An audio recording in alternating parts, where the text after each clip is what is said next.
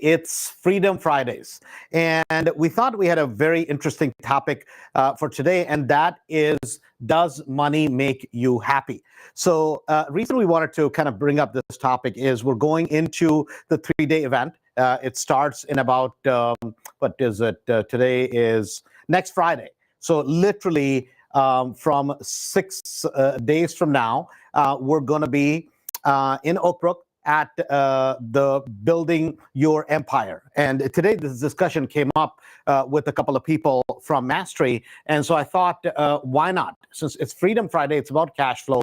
We talk about, does money make you happy? And for a lot of people, depending on what your belief system is, what type of house you grew up in, what type of parents you had, what type of teachers you have, what's your upbringing, money, the subject of money is going to bring up a lot of anguish for some people, excitement for others. For others, still, it's like, well, I have some. And for others, it's like, no, I want some. But the question is, does money make you happy? So what does the science behind this say, right? So if you do some research on this particular subject, money and happiness, it's interesting. What it says is that we have all met people that may not necessarily be financially very well off, but they just seem to wake up 99% of the days, they seem to wake up on the happy side of the bed, right? It's like kind of, they're just happy people. And then we have all met people that it really doesn't matter how much money they have, they're just not the happiest people. They're basically the Groucho Marx, or whatever you want to call them, right? And that has to do more with a disposition than what we consider happiness or not happy, right? I mean, to me, everybody that is on, so what I think we should really look at is, does social media make you happy? Right? Because everybody that takes a picture, you're depressed. But guess what? They say, smile for the camera, like we all smile, right? It's a thing. It doesn't matter how depressed the person is that's actually in the picture, but at least for the camera, everything seems to be happy. So the subject of money and happiness kind of go hand in hand. So I want to relate maybe my personal experience, and then we'll relate a couple of stories that I know very, very, very well, right? And I've tried living without money or not having money when I desperately wanted some. And then now trying it with money, and certainly having money, to me, right? It doesn't make you happy, but it can buy a lot of joyous and happy moments, right? That's my belief. But here's kind of some experience that I want to equate. That today, if I looked at it in my life, right? And this was something that Lori brought up just now. She's like, well, how much money could you live on a month? I'm like, well, I could easily live on $20,000 a month. I mean, really, I don't have a house payment so I don't have a mortgage on my own property. My personal, quote unquote, living expenses are not really that much. I don't have kids. So it's like, how much money am I going to spend? Am I necessarily going to go out and splurge a lot on clothes? Or people may think so. Not really, right? Things like cars, I tend to spend way more money than most people. And the airplane is the business expense, so I'm not considering that in there. But it's not like I need an astronomical amount of money to live on, right? Yet, I'll relate a experience in my life. I don't know what happiness is to you. For me, happiness is being able to walk into a car store, like a car tire store, and being able to buy all 4 set of tires. So last year, I mean, every 2, 3, 4 years, depending on how much you drive, you may need a set of tires, right? So I needed a set of tires on the Bentley, and I drove, and I went to the store, to the dealership, I should say, and they're like, well, you can get by without it. I'm like, no, not really, man. I feel it's slipping a little bit. They're like, man, it's pretty good. I'm like, yeah, I know, but he's like, well, do you want us to try to see if we can swap the fronts to the backs and then put 2 new ones on the front? I'm like, no. Is it better for me to get all new tires? He's like, of course. I'm like, great. I'll buy a set of new tires, right? Now, on a set of new tires, whatever it was, $400-500 a tire, $600 a tire, whatever it was, couple $1,000, right? I felt super happy being able to buy a set of tires, right? In the evening, we all went for dinner, and I was like, I feel great today because I was able to buy a set of tires. Now, for you, you may not relate to this, right?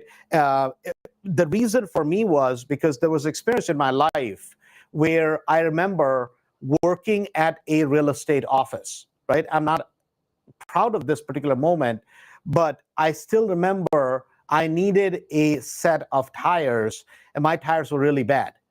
The lady that used to work there, she gave me $450 or something like that, whatever, maybe it was less, to get a set of tires because I had a flat and they were just literally bald. This was a time in my life where I did not clearly have a lot of resources. Not proud of it that I put myself in that position, right? Quote unquote, trying to be Mr. Entrepreneur rather than go get a regular job and be a little bit realistic about my circumstance at that time in life. But anytime I go buy tires, irregardless of what it is, right? A year and a half ago, one day in the Rolls, I got a flat, right? So somebody's like, well, how expensive is it to change the tire? I'm like, well, clearly, if you're driving a brand new Rolls Royce, you better not be worried about how much it is. But it was exciting experience for me because nobody would tow the Rolls, right? And they had to send a special tow truck from the Rolls dealership because nobody wants the liability of it. And they towed it, whatever it was, $1,000 or whatever it was. Yet for me, that was happiness, to be able to go to a normal restaurant, not have to worry about if my credit card will go through, to be able to walk into a mall and know that not necessarily I'm going to go on a shopping spree, right? In a lot of things, I'm fairly cheap about things. I don't want to basically spend money. Some things I'll spend money on, but yet knowing that my credit card will actually go through and knowing that at the end of the month or before the end of the month, I can pay the bill in full. To me, that is a sense of happiness, right? For a lot of people, the definition of happiness is going to be very, very different. Meaning, if somebody walked into your place of work and gave you $10,000, right? For some people there, it would be life-changing amount of money for them in that moment in time. I'm not saying 10,000 will change somebody's life forever, but in that moment in time, right? For somebody else, it may be, well, great, this is wonderful. I got $10,000, right? If you walk into my office, give me $10,000, it's not like it's going to do anything for me. But yet, am I happy in the moment I got an extra $10,000? Sure, why not?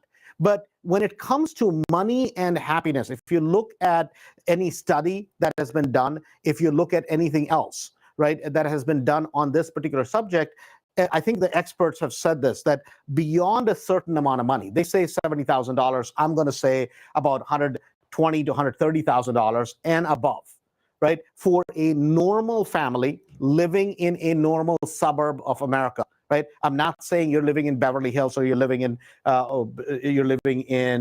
New York City, because there your income would have to be higher. But in a normal suburb of America, right?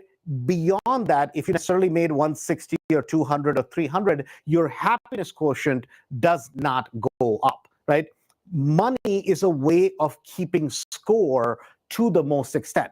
Like today, I'm still buying a lot of properties, and from time to time, buying that many properties, having that many financial transactions creates a lot of stress. It's not stress that I have to take, I choose to take it. It's called business growth, because I want to continue growing, becoming stronger, becoming better at whatever I do, right? It's not because necessarily that if I have, let's say, like tomorrow, if I won $1 million lottery, am I happy? Great, I'm happy, right?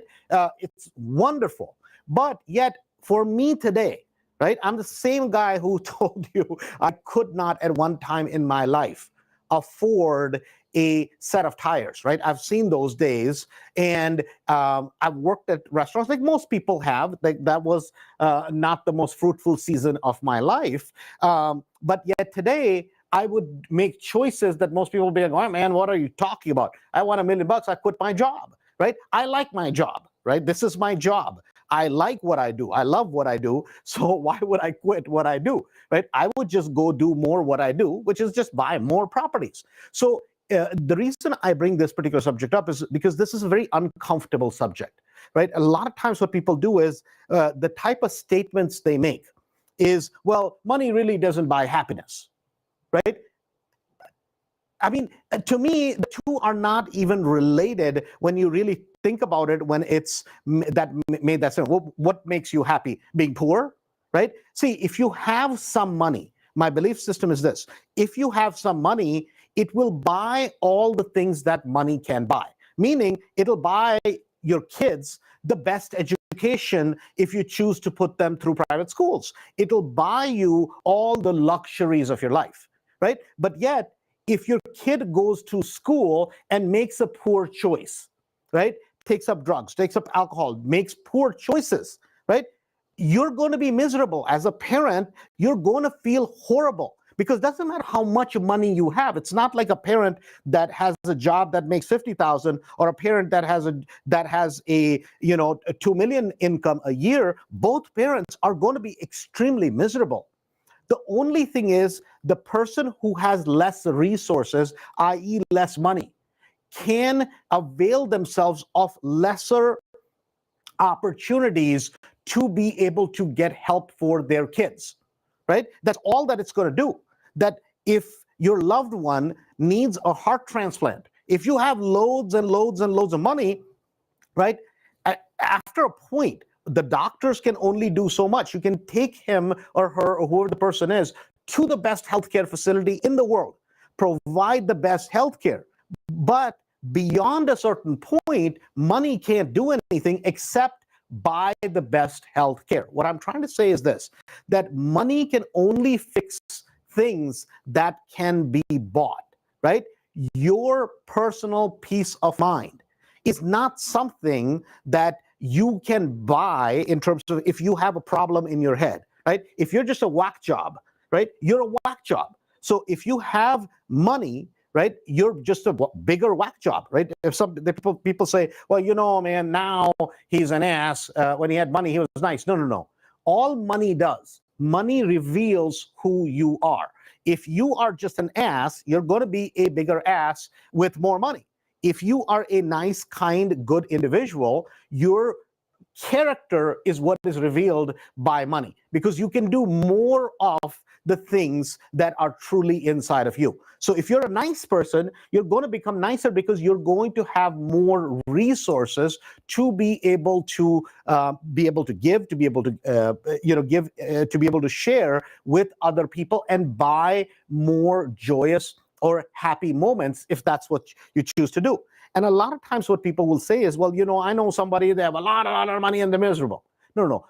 That person is just miserable. They have problems that are above and beyond money. Because if the misery is coming from some psychological help, you can get the best care in terms of a psychiatrist, in terms of medicine, in terms of whatever you need. That's all money is going to do. So a lot of times when people take money and they say, well, money is the root of all evil. No. It's not the money that is the root of all evil. It's the chase of it all the time. Because if you have a good amount of money, right, you can choose not to be evil. There are people that have loads and loads and loads of money. I mean, it doesn't matter what you think about someone like Warren Buffett, someone like Bill Gates, right? All politics aside, these gentlemen are going to give away, 90-some% of their wealth for philanthropic causes. And the reason they can do that kind of philanthropy, I can't get that word out, is because they have a lot more than the next person, right? You cannot help anybody else without, so if you're going to basically start trying to help people, right? Even people who want to do charity, great. The best way to help is make loads of money and then give it to people who can provide it to people who need the help, right? Because money makes charity possible. Money makes all of these things possible. Money is a way of keeping score. Money has nothing to do with happiness. Can it buy you happy moments to a certain extent? 100%.